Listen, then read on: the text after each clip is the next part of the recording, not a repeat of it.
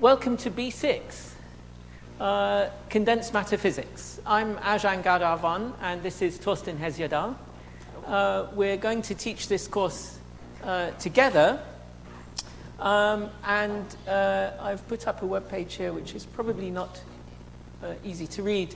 In a few minutes I'll show you how to get to this, but we're going to teach this course in various parts. So the first section, the first 8 lines here, which will actually take 9 lectures, will be from me, and then you'll have Thorsten for a couple of weeks later in term, then me again, and then Thorsten to do some things on devices. Right, thank you. I Anything, just wanted to show my face. Anything, and, yeah. So yeah, see you all in week 4. When this guy shows up in week 4, it's.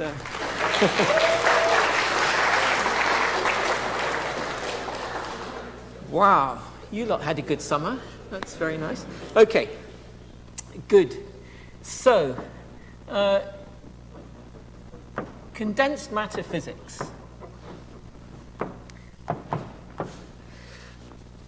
So, this is one of the core papers in the 3rd year, and it has a lot of interesting and quite important stuff in it. So let me spend a few minutes at the beginning trying to explain what condensed matter is, what distinguishes it from the other subjects, and why it's interesting to study, why it's there in our course. So what is it in the first instance? So almost trivially, it's the study of condensed phases of matter. What do we mean by a condensed phase? Well, this might be best explained in contrast to phases that are not condensed. So, for example, if we imagine a gas, we saw last year in the thermal physics course that you can understand quite well the properties of a gas in terms of individual particles moving around, doing their own thing for the most part. They carry on along a trajectory in a vacuum, and then they occasionally encounter another component of the gas, and they scatter, and then they carry on their own again. And so, although you have a large number of constituents, the basic properties are determined by individual constituents doing their own thing for much of the time. What distinguishes a condensed phase is that actually, of these many constituents,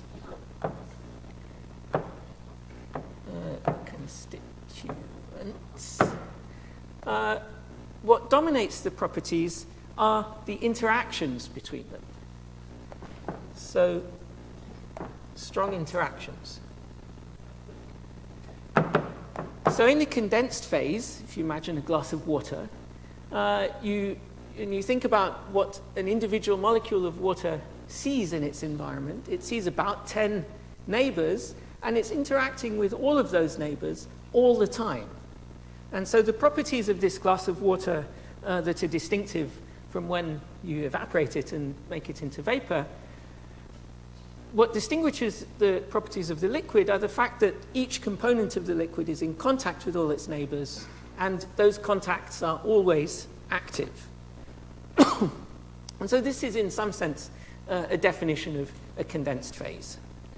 It's a very broad definition, and it gives us access to a very wide range of questions. So we might ask questions ranging from mechanical things like what is it about the structure of the table that gives it resistance to a shear stress, for example, whereas a liquid, a glass of water, does not resist a shear. It takes the shape of the container that it's in. Or, for example, why a piece of rubber has, over such a wide range of extensions, a linear dependence of the force on the extension. So these are kind of mechanical properties of materials. Another interesting set of questions is about electromagnetic properties. So why do some materials conduct electricity? Are they reflective? Just what color they appear to have? And we can ask some more subtle questions on this direction as well. So there are classes of materials, in particular, for example, the cuprate materials, where very small changes in composition, the amount of oxygen that lives in this crystal, give dramatic changes in electromagnetic properties. So starting from a small depletion of oxygen, you have an antiferromagnetic insulator. For a bit more oxygen depletion, you get a high-temperature superconductor. And then at larger depletions, you get a fairly simple metal. And so it's extraordinary that you see such a huge range of electromagnetic properties as a function of a rather simple structural parameter. So obviously, these are questions that are related directly to materials. We think of condensed phases of matter. But there are colleagues who argue that actually this way of thinking, or this class of systems defined as having many constituents and strong interactions, can actually encapsulate a much wider range of physical systems, or systems that we find in nature and society. And an example of that is financial markets. So if you think about what a financial market actually is, it's a large collection of, as the joke goes, rather simple operators, the traders, and these people all have the same objective. They have a certain set of things they can do. They can buy things and sell things. They have information, and their objective is to make money, make a profit. But the system that they act in is a strongly interacting system, in the sense that everything they do depends on what all the others are doing. And so they buy things and sell things based on what other traders are doing. And so from that, you see a rich range of phenomena that you wouldn't anticipate by considering a single trader. You see movements of prices and market fluctuations and market crashes and so on. And so some of our colleagues regard, for example, financial markets as condensed matter systems, and apply the insights that you can develop for dealing with materials to these other systems. Some of them even make money out of it, so that's interesting. Okay, so if we step back, really what condensed matter physics is the study of complex systems. And the complexity arises from these constituents. And another way to understand what we really mean by a complex system is one which is not amenable to reductionism.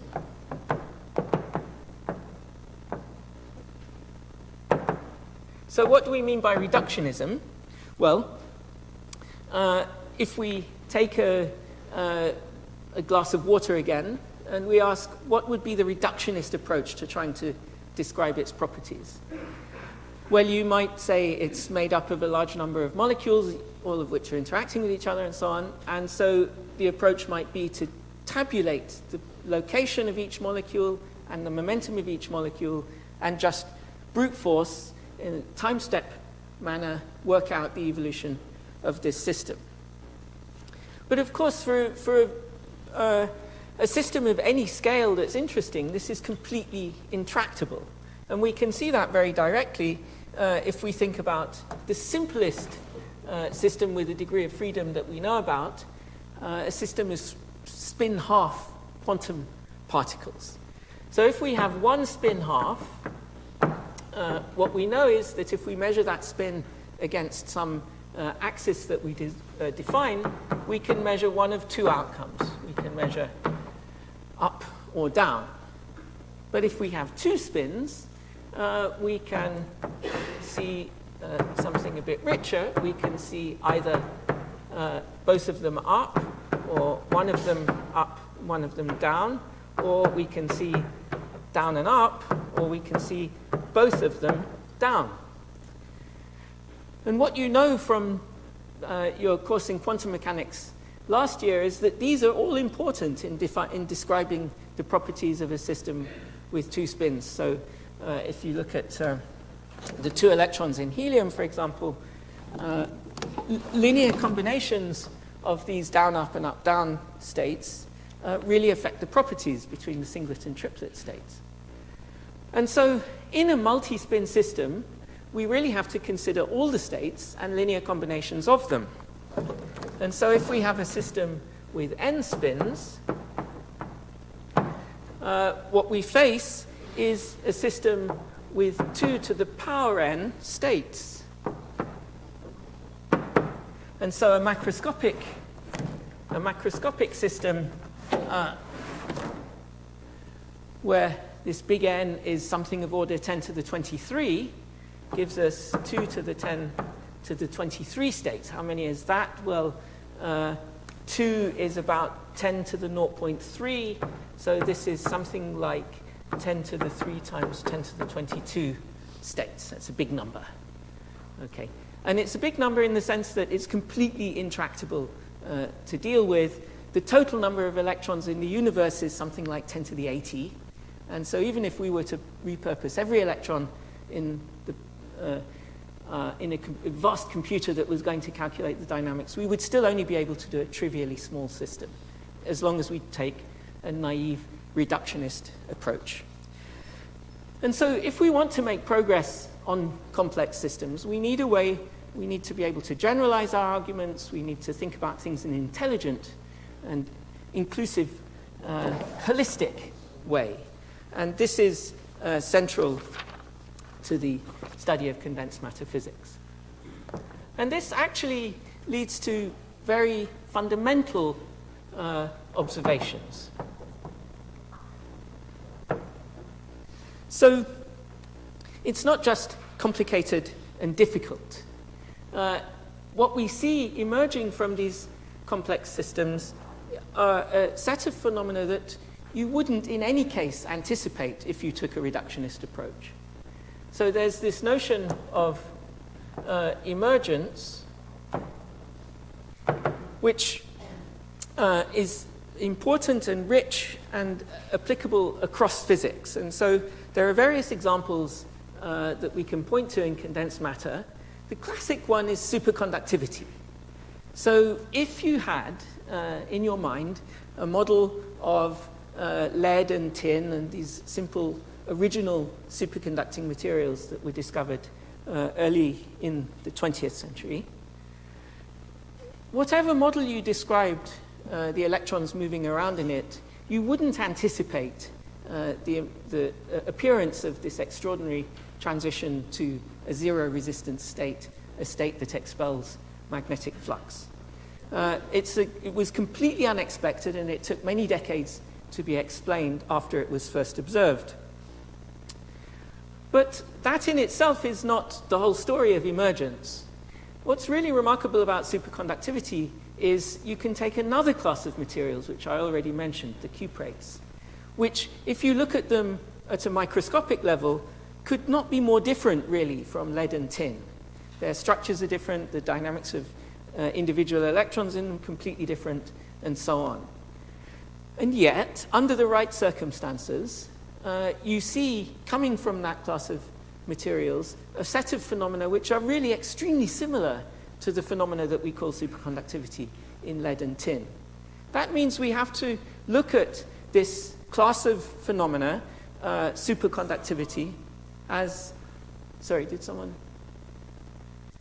No? Okay. We have to look at this class of phenomena as having an identity of its own, which can live on top of a set of... it can be hosted by a wide range of different fundamental material structures. And so this notion of emergence is central to complex systems and to condensed matter physics. And actually, the observations in this context turn out to be relevant right across physics. So, for example, some of the basic observations about the kind of symmetry breaking that you get in a superconducting phase transition turn out to be directly applicable in particle physics as well. And lead to the Anderson-Higgs mechanism and mass of particles. And so these ideas first emerged thinking about superconductivity, but were quickly applied to very fundamental questions in particle physics. And there are numerous examples where these emergent properties turn out to apply across different domains of physics. But maybe the best reason for studying condensed matter physics is just that it is useful. So throughout human history, condensed matter physics, it was called different things, but has been important for society. And it's not an accident that human epochs are named after the dominant condensed matter technology of the time. So we had the Stone Age, the Iron Age, and the Bronze Age, and so on.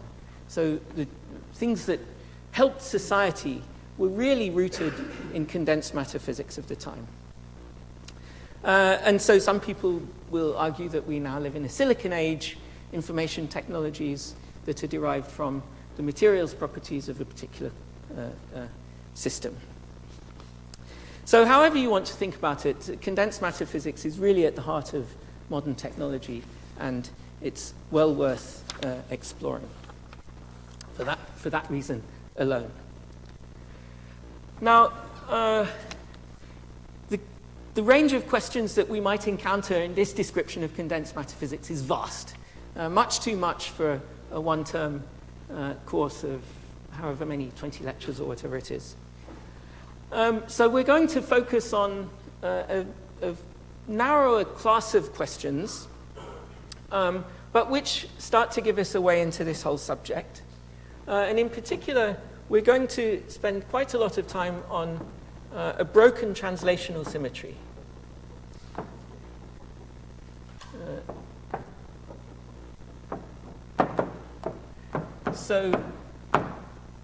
In particular, we'll think about systems which might be described by a Hamiltonian, depending on position, such that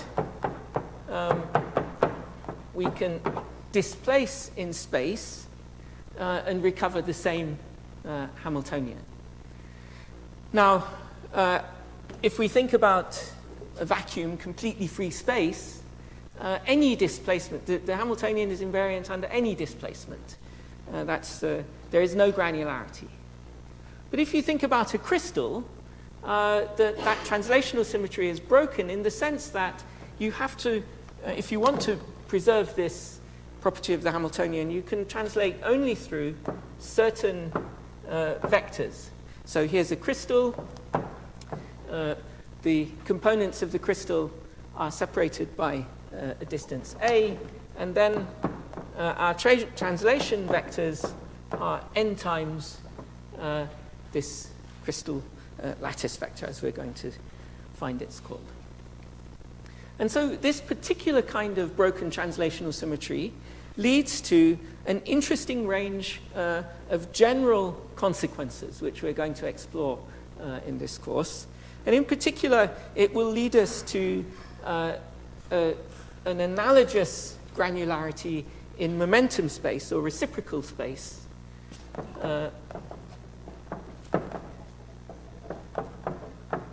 And this will become a kind of primary level framework for thinking about the physics of these systems, which are periodic in real space. We find a consequential periodicity in momentum space, which we really have to learn how to think in order to understand how these systems behave. So this is largely the focus of the course. You really can't read the subjects on the web page, but I will refer back to that as we go through it. So any questions so far? All clear. Good. Okay, so if you could read it, what you would see here is that we're going to start by thinking about heat capacity in solids. And we'll explore a few of the things that you see when you measure heat capacities in solids, and we will connect back to the granularity of matter. Before we get started, I would just point out a few things. You can get to this webpage. There are some resources on it linked here. Let's see. Linked up here. This webpage is available if you go to my website and click on the B6 materials link. And what I've put up here is, well, first the list of lectures. You can see I'll do the blue ones, Thorsten will do the red ones. And there are links to 3 books here. The first is, well, the most important one is the book of the course, which is the solid state, Oxford Solid State Basics. This is a picture on the front by my colleague Steve Simon. It's an excellent book. We'll follow it very closely through the course, so if there's something you didn't get in a lecture, look it up in the relevant chapter in that book. There's also a link here to lecture notes. The lecture notes were prepared in parallel by Steve Simon, so if you can't get the book, the lecture notes are a pretty good alternative. And then there are some other books listed here. There's one by Ashcroft and Mermin, Solid State Physics, one by Hook and Hall, very creatively, Solid State Physics, and the one by Cattell, guess what, Solid State Physics, but an introduction to it. The books by Hook and Hall and Cattell are a little bit more elementary. They're easy to approach. Ashcroft and Mermin is a really great book. It takes you right to the edge of research topics, but it starts in a very approachable way, and it's the one, if you wanted to get one of them, get Ashcroft and Mermin. It's a very good book. So those are the things I think I wanted to say about the web page, and now we can get started on heat capacities. So, why? Why are we interested in heat capacities in solids?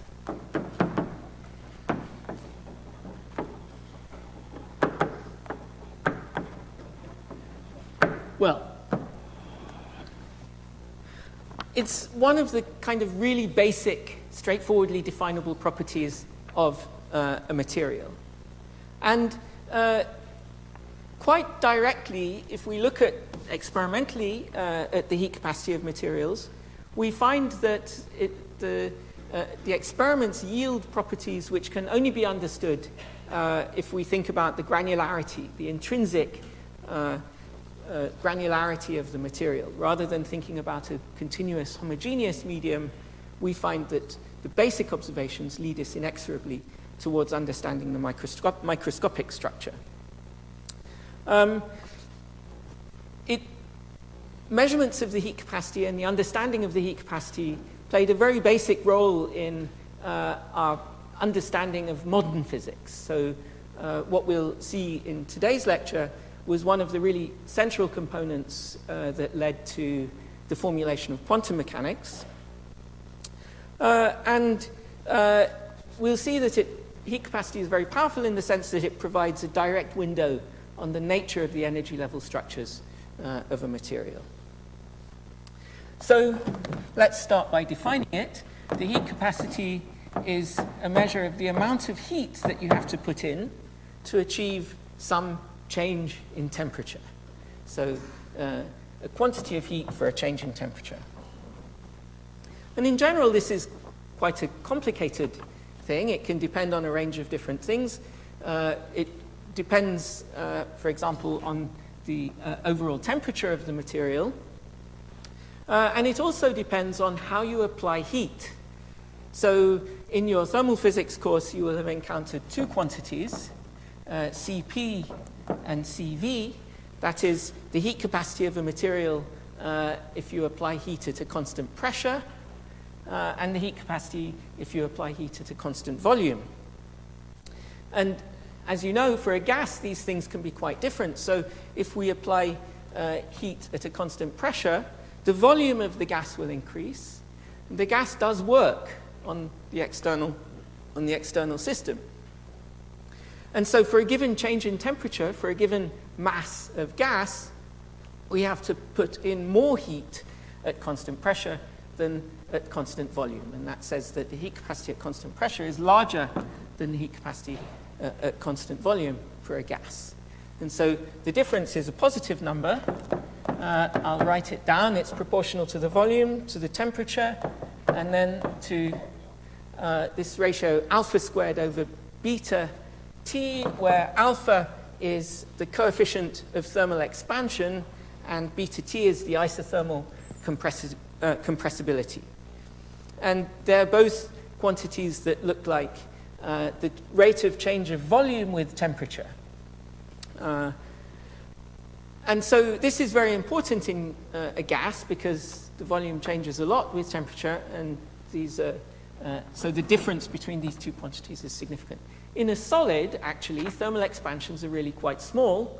We'll have a look at the origin of thermal expansion in solids in a few lectures' time. But each of alpha and beta for solids is really quite small. We have alpha to the second power on the top. And so we will take this to be negligible, and we'll just think about a heat capacity of a lump of stuff, not much about volumes and pressures. So for the purposes of this discussion, we're going to take CV approximately equal to CP and not worry too much. Heat capacity, of course, is an extensive quantity, so we need to normalize it somehow. And for today's lecture, we'll be looking at the heat capacity per atom in a composite material. Tomorrow, we'll think about a different system, and then we'll normalize to volume. Okay. So the first insight into the heat capacity of materials came about in the early 19th century when chemists and physicists were thinking about chemical reactions and the constituents of matter, and they established principally this chap, Dalton, established the law of definite proportions. And what this told you was about the masses of the constituents of matter, that things that went into a chemical reaction. And there was a rather interesting observation. I'll put it under the heading equipartition. But there's a quote law, actually more like a trend, that is claimed by the characters Dulong and Petit.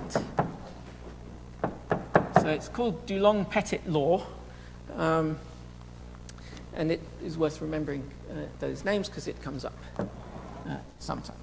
And what they observed was an interesting correlation between the heat capacity of a material at high temperature and this law of definite proportions, the masses of the materials in it. And what they found is that the heat capacity is inversely proportional to the mass as defined by these ratios of the constituents.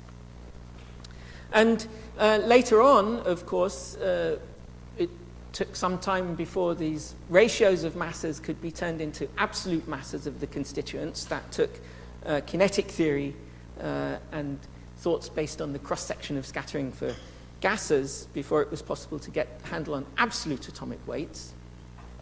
But if we express this observation of Dulong and Petit in terms of modern, what we understand in the modern world, what they found is that the heat capacity of a solid is something like 4 times 10 to the minus 23 joules per Kelvin per atom in a lump of stuff. And that's largely, for elemental materials, it's largely independent of what the stuff is. So the overall heat capacity is inversely proportional. Heat capacity per unit mass is inversely proportional to the mass of the constituent particles. And when Boltzmann was working things out, of course, this quantity comes out as 3 times his constant, 3 kb heat capacity per atom.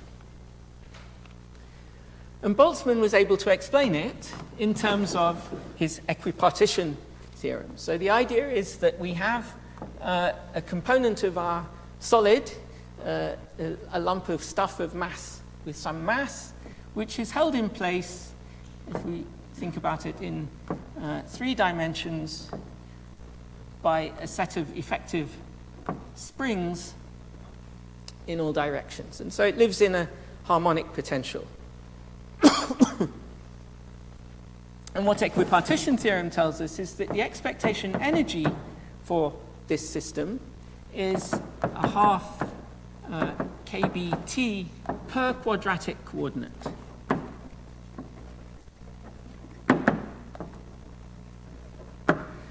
And so if we count the quadratic coordinates, we have displacement x, y, and z, each in a harmonic potential. The thing has mass, so we also have a momentum in each of those directions. So we have 6 quadratic coordinates, and this yields 3 kBt for the expectation energy for that particle in a solid.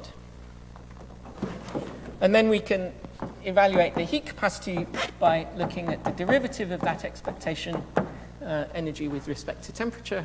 And of course, that yields 3 kB and the result. And so this is quite successful. We understand broadly this limit that heat capacities reach in materials at high temperatures.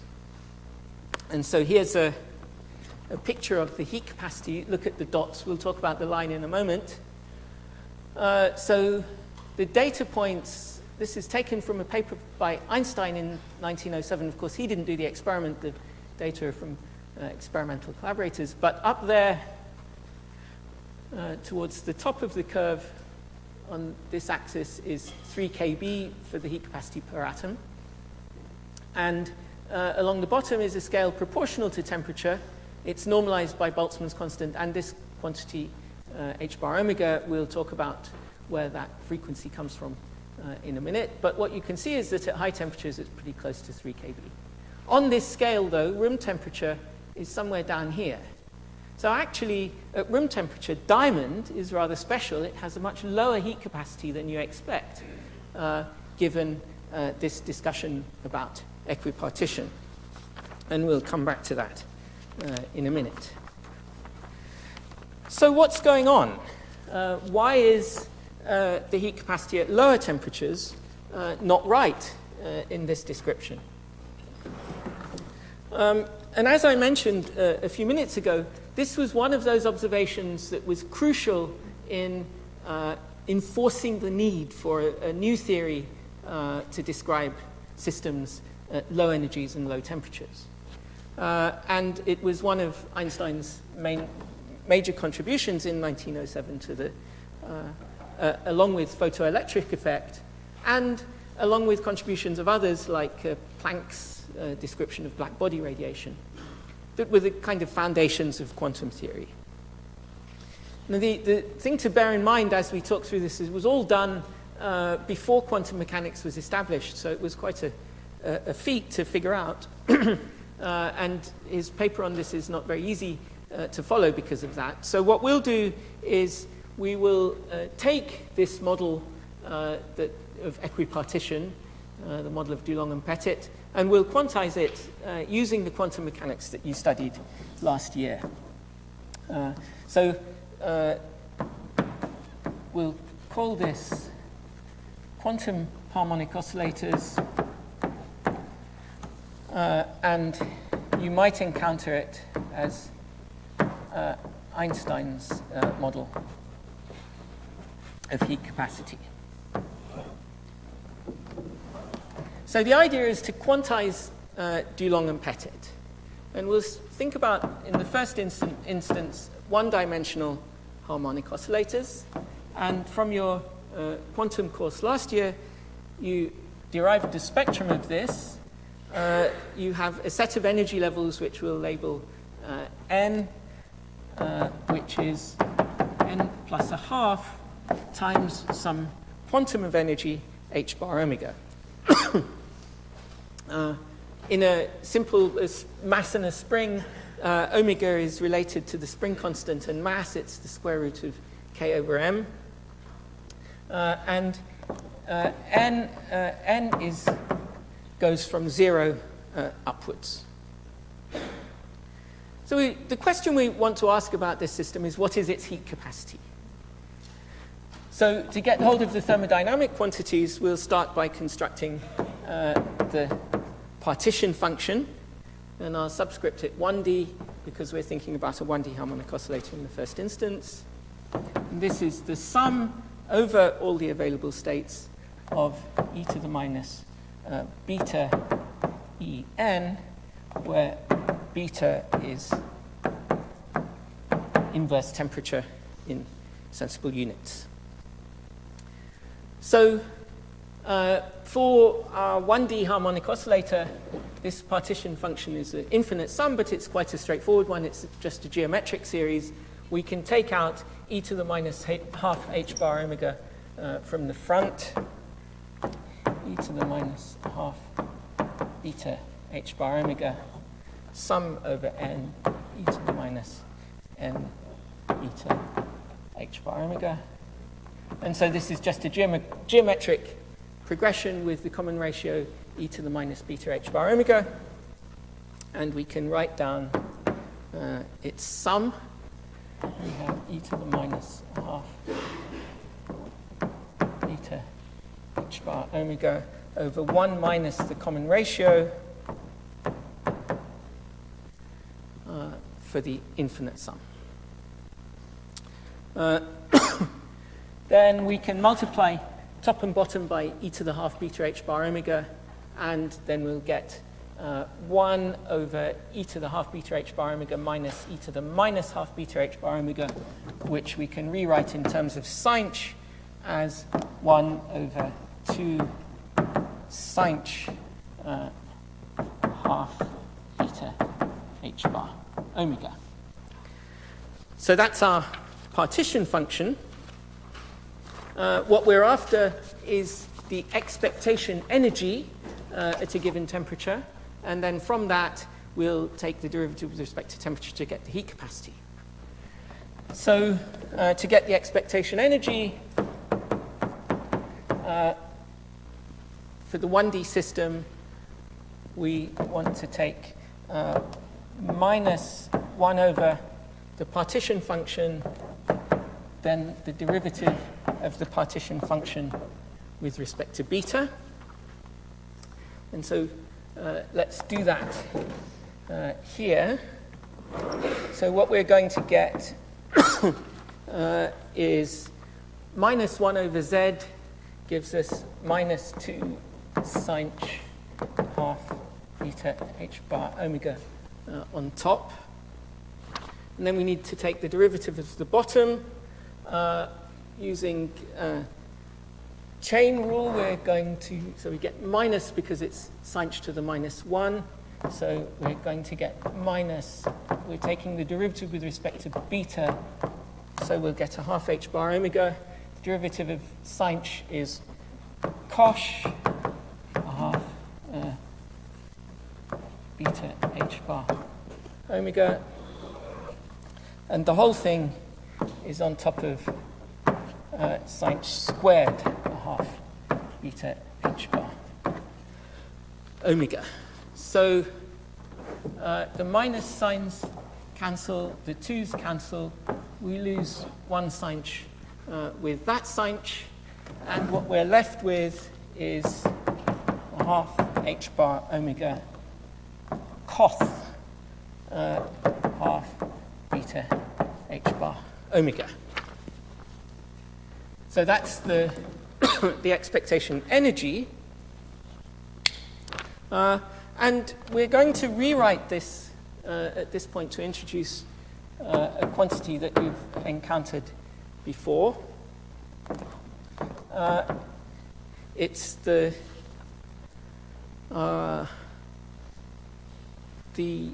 Bose occupation factor.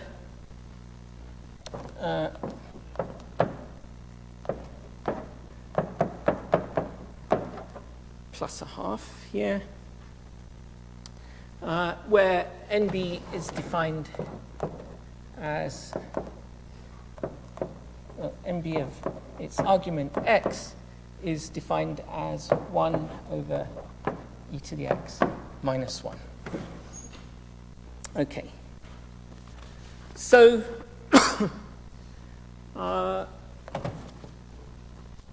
and in our case, we've got x as beta h bar omega, which is h bar omega over kBt. Okay. What we want is the heat capacity. That is the derivative of E1d with respect to temperature. So temperature is appearing through the Boltzmann factor in x as the inverse in this form here. So let's try and do that. The heat capacity for the 1D system is the derivative of the expectation energy with respect to temperature. We have the expectation energy in terms of a variable x here. So that's dE 1d by dx, dx by dt. Dx by dt is going to be minus h bar omega. We'll get a kb on top, and we'll have kbt squared on the bottom.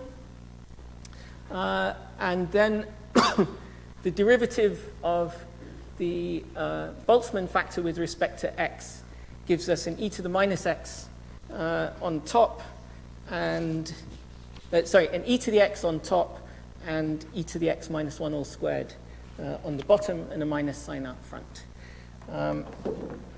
So if we gather all this together, we get a kb h bar omega beta all squared e to the beta h bar omega over e to the beta h bar omega minus 1 all squared.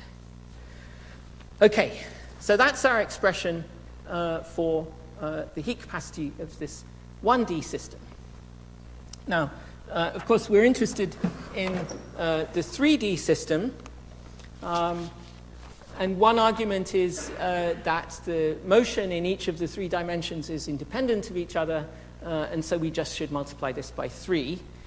We have a few minutes, and I can explain a little bit more detail how this should work out. So the way the energy spectrum differs in 3D from in 1D, it's up there at the top of the board, is we now have a quantum in the harmonic oscillator for each of the directions x, y, and z. So we have E, nx, ny, nz, which is nx plus ny plus nz plus a half plus 3 halves h bar omega.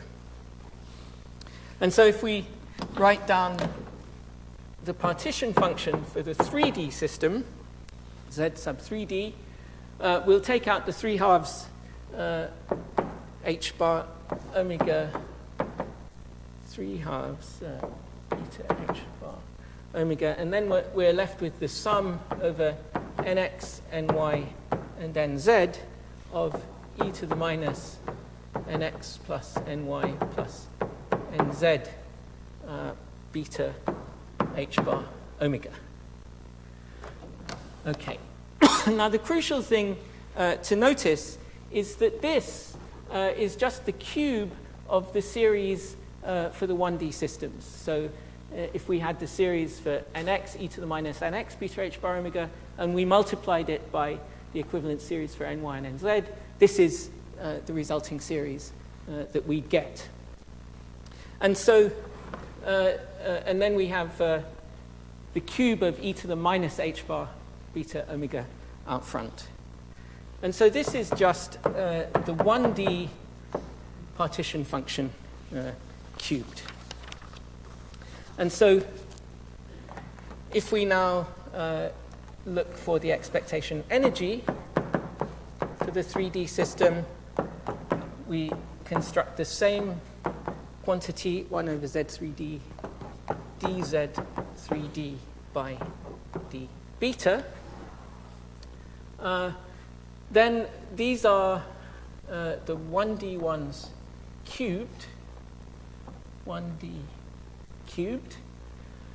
And then we can use chain rule to take this derivative, and we're going to get minus 1 over z 1d cubed. We'll get 3z 1d squared dz 1d by d beta.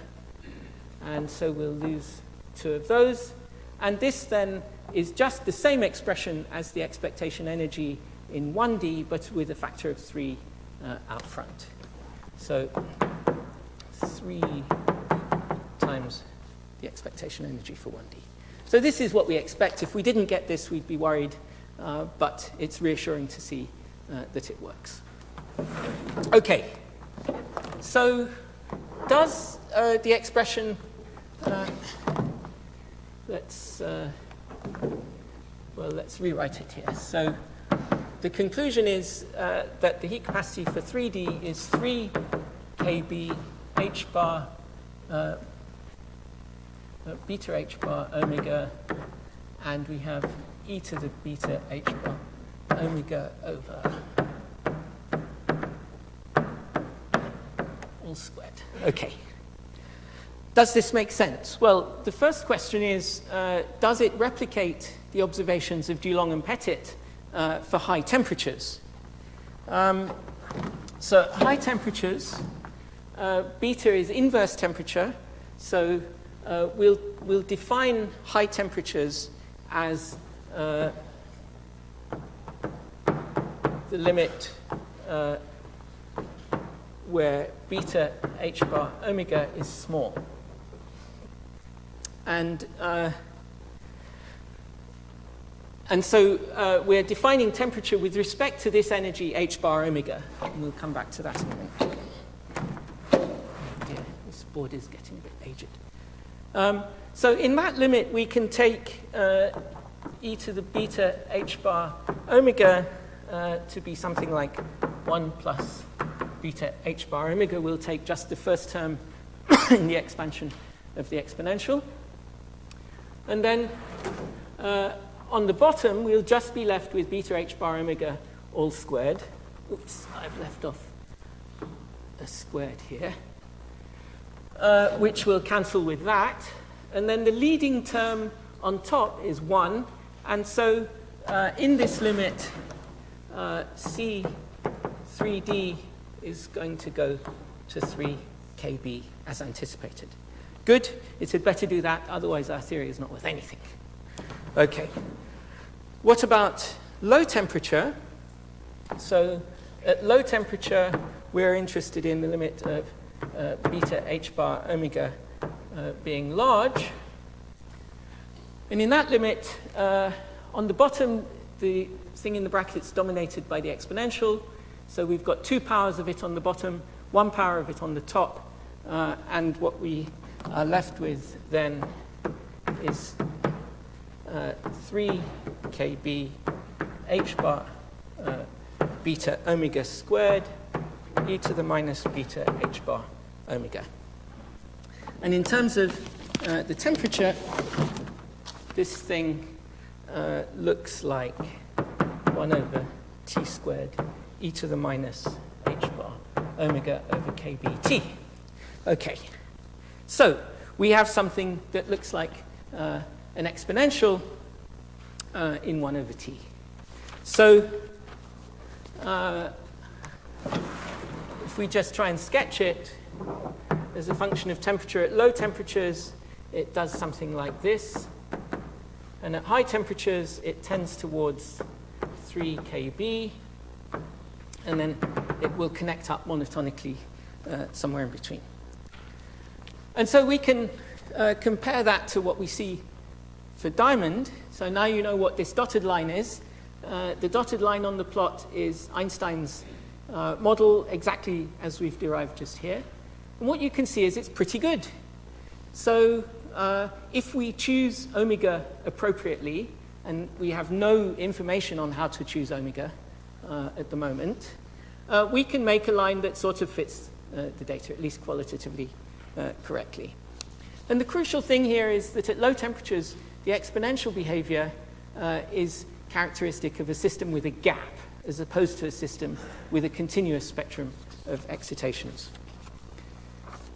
So that's all well and good, but of course it's not perfect. And you can see even in Einstein's data, in Einstein's experiment, there's a consistent trend here at low temperatures that the data points are above the line. So this simple model underestimates the heat capacity at low temperatures. And actually, subsequent experiments done more carefully at in the low temperature regime reveal that the heat capacity is proportional to T cubed. It's not exponential at all. It goes as a power law. So that's actually a serious problem. And in fact, if we look at other kinds of materials, diamond is an insulator, of course, but if we were to look at a metal and look at the heat capacity at low temperatures, this is for silver from middle of the 20th century. It's plotted against T squared, and the vertical axis is the heat capacity divided by T. So the fact that it's a fixed gradient line says that there's something that looks like T cubed, but there's a zero offset. So that says there's a term in the heat capacity which is proportional to T as well.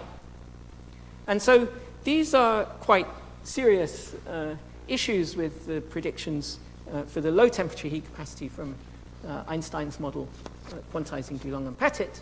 And of course, the reasons for this are that the model where we think about atoms in isolation is not right. So what is it? I sketched up there an atom held in place by springs. But what's it held to? It's held to its neighbors. And so we can't think of this atom in isolation. It's a complex system. It's an interacting system. A displacement of this atom has an effect on the neighboring atom. And so this picture of thinking about them in isolation just doesn't work. And the deviation from an exponential is a direct reflection of that. In fact, the correct excitations of this insulating system, mechanical excitations that we should be thinking of, should be sound waves. So if we were to hit it, the modes of the system are vibrations right across the crystal.